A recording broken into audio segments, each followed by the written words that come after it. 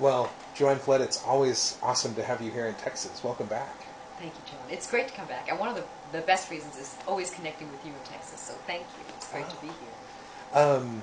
This is a real delightful program. One of our friends, Chris Rouse, and his lovely flute concerto are on this program. It's got to be fun to work with Carol.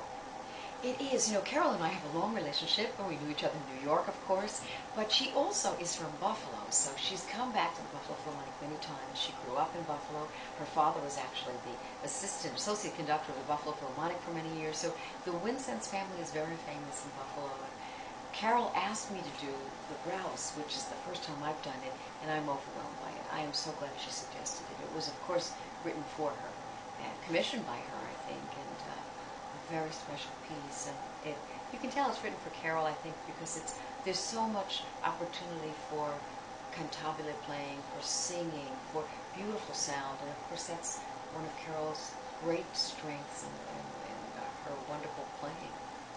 Yeah, I think Joan Tower told me once she had been asked about a flute and guitar duo, and it's for Carol and Sharon, and she thought, well, I don't know these instruments very well, but then heard some of the things that it could do and was incredibly inspired, for that sort of thing. So no, it's a wonderful piece. The second movement, especially touching, sort of a little elegy.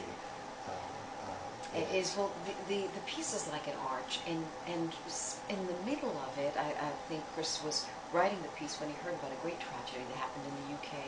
A young boy, a 2-year-old, who was murdered, and he says he couldn't get this out of his mind. He was overwhelmed by it, and he created that middle movement in memory of this young child, James, and it's so overwhelming. It's an elegy in the most beautiful way, and Carol weaves in and out. The rest of the piece is inspired by his Celtic roots. So there's a little bit of Irish in there. There's a jig in there, an Irish jig, and the flute seems the perfect instrument to play that repertoire, accompanied by the orchestra. So there are moments of great loveliness, great pastoral playing, and then there's a lot of bravura playing for the orchestra as well. Oh, yeah. Well, this is a wonderful program for the kids because they start out with Don Juan, one of the great masterpieces, and end with this, wonderful concerto for orchestra, really, this wonderful enigma variations where everyone gets to play around with the themes and whatnot. It's got to be nice to sort of share this with young people. It is, and when we put a program together here for a situation like this with young professional musicians, we always think about that. Okay, what is going to really be fun to play, and also be a kind of development experience where they're playing pieces that they have not played in school yet. They're playing very challenging repertoire. For many of them, they've practiced excerpts of these pieces, but they've never had a chance to play it. And there's something magical about seeing someone playing like Don Juan for the first time, after struggling with those excerpts that you have to take auditions on, and seeing, this is how it fits in the piece. This is why I practiced it. It makes sense. This is glorious. So for me, it's great. It's great fun to see them discovering Don Juan or Elgar and making variations. Don Juan is amazingly written for orchestra. For all that it's so challenging, it's spectacularly well written, so that the instruments are pushed, but they always sound wonderful. It exploits all of their greatest possibilities. And, of course, it's a story. Everything that Strauss wrote, all these tone poems, every detail of that story is in the music. I mean, it would take forever to go through every bar and say, this is where he's talking about, but it's there. So it captures their imagination, and this Don Juan, who is a very sympathetic character, because, of course, Strauss, all of these tone poems are autobiographical. So Strauss saw a little bit of himself in Don Juan, and he treats him with great love, and it's fun to do that with them and have them discover this masterpiece. And the Elgar is a little more challenging because it's not the kind of piece that is played as often as Don Juan, and it's not maybe the kind of piece where they're always practicing excerpts. And it is, as you so aptly said, I never heard someone say this, but you're right, it's a concerto for orchestra. And anything in variation form, as it is very challenging, because every 1.5 or 2 minutes, we're switching gears from something incredibly tender, filled with sentiment, filled with love, to something that's extremely physical and athletic and challenging, and back and forth. And so you're all of these different moods that are occurring over the space of less than 30 minutes, and they have to be quick, they have to be on their feet, they've got to be knowing how to make these changes quickly, and they love it. I mean, that also, the idea that this man would write these little snapshots of people who were dear to him. And that's amazing. I mean, it's filled with love. It's filled with good humor. I mean, he's poking fun at some of these wonderful friends, and in the end, it's gloriously English. I mean, there's something so British about this in the best possible way. It's a wonderful piece to discover with young people. And I think, it comes at the time where the orchestra really was king. The orchestra, both these pieces are at sort of the height of Romanticism. And I always think, they were painting in these big brush strokes and these grand gestures, but to be able to work through details and to have all those, or, just these right things where that Elgar has such a passion, as the Nimrod is just such a ethereal sort of thing. To be able to work on these details has to be sort of fun because it's over this whole week. Oh, it is.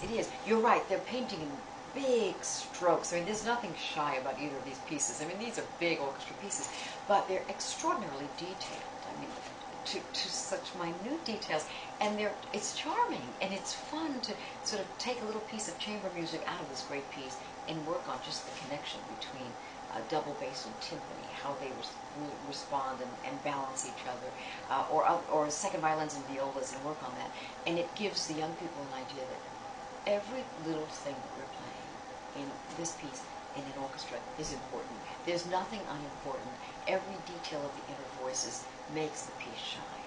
And we also get to talk about sound, and that's important too in these big romantic pieces. The sound that the orchestra makes is not enough just to race through these 30-second notes. It's all about the sound that you make while you're playing. So there's a lot to think about in this, and it's thrilling. For me, this kind of repertoire is sort of my favorite period. Turn of the century, early 20th century, because, as you said, John, it's all about the orchestra. It's all about the orchestra, and the palette of the orchestra is so expanded. We're not talking about kind of beautiful Brahms sound or Schumann sound. All of a sudden, there are colors from everywhere, from extra percussion, extra woodwinds, just a new sense of creating more variety of color. And for a conductor, that's thrilling. I mean, we have this gigantic paint box and dynamics from triple piano to triple forte and beyond, and instruments playing in ways that no one imagined before. I mean, imagine double bass before Strauss. I mean, they looked at these things they had to play. It was like, what? The double bass was just a little support to the cello, and now it's a virtuoso instrument. So it's thrilling. It's such exciting for me to be here doing this with them. Yeah. So what's after this week? What are you up to this summer? Well, it's a fun summer for me because next week I'm going to Chile for the first time in South America, John. First time, and I've been dreaming about going to South America, so I'm making my South American debut in Santiago with the National Orchestra there, and then after that, Chamber Orchestra Festival in New Hampshire, and then to National Repertory Orchestra in Breckenridge, which is always fun too with young people. And then the end of the summer, I'm going to London to record with London Symphony, then to Korea, to Seoul, Korea with their orchestra, and then Beijing. So ending the summer in Beijing.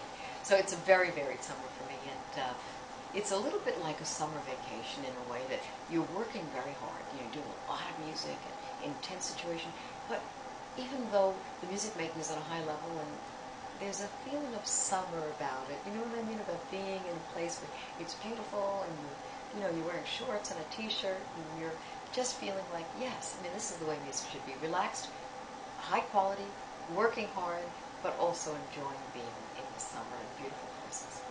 And getting a little bit of culture, local culture, and all these things. You'll be able to have some fish and chips, and that's right. Some good bok choy and Beijing and whatnot. So a wide variety this summer. Yeah, well, Chile is exciting. I'm shocked it's your South American debut. Never been there, and so I'm excited about it. And I don't know what to expect, but I know the orchestra is very good. And we're doing a piece by Ken Fuchs there, a horn concerto, a beautiful horn concerto that he wrote called Canticle to the Sun. which is already making the rounds everywhere. And I'm so happy for Ken. We were classmates in Juilliard, so I'm so happy for his success. We recorded this in London, and now it's going everywhere. So we're bringing an American piece to Santiago, Chile, and that makes me happy. Doing American music like this week with Chris Rouse, introducing, in this case, the young people to a new language. I mean, this is a late 20th century piece, and they should enjoy being Americans and understanding this vernacular. So, and then bringing it to South America, it's great. Oh, cool. Now, will this year gear up for another guitar competition? Is this a on-year or off-year?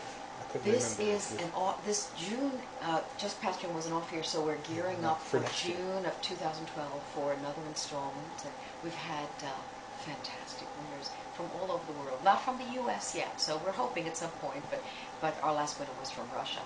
Fantastic player. We've had Poland, Mexico, Uruguay.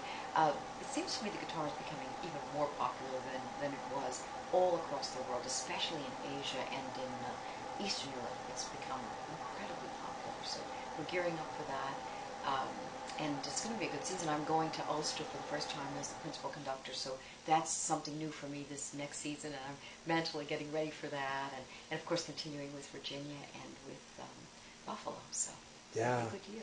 It's been a rough year, I know. Poor Syracuse Symphony has folded, and that's not terribly far away. No. Rochester's going to be looking for another conductor. Chris is going to be leaving. And they have found someone. Oh, have they? Remmeret. You have to cut this out. Okay, no, that's fine. I don't know his first name. I forgot.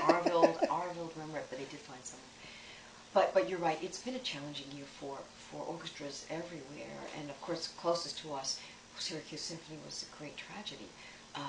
That is one of our country's finest orchestras.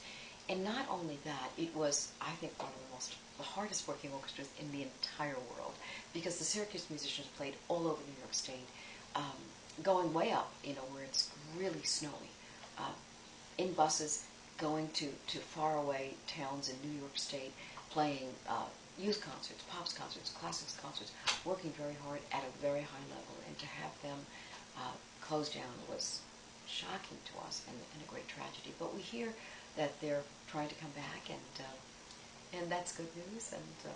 And for all of the challenges that we see with Louisville and Philadelphia now, there's good news that Honolulu Symphony reforming themselves and coming back as Hawaii Symphony. So all of us are working hard. It is times in which we're learning a lot, John. I guess I could say that.